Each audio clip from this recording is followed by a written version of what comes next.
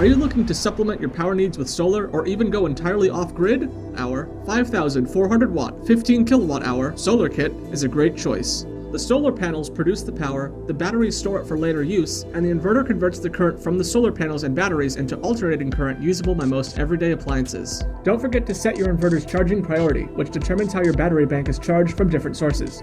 There are 3 modes. 1. Solar priority. The inverter will prioritize solar power for charging your battery bank. Grid power will be used when solar energy is no longer available. 2. Solar and AC input. Charge will come from solar and grid power at the same time. 3. Solar only. Charge will only come from available solar power. Another consideration is the load priority, which controls how your appliances get powered. 1. Solar priority. The inverter will prioritize inverting solar power to supply the electricity to your loads. If that's not enough, it will compensate with grid power. 2. AC priority.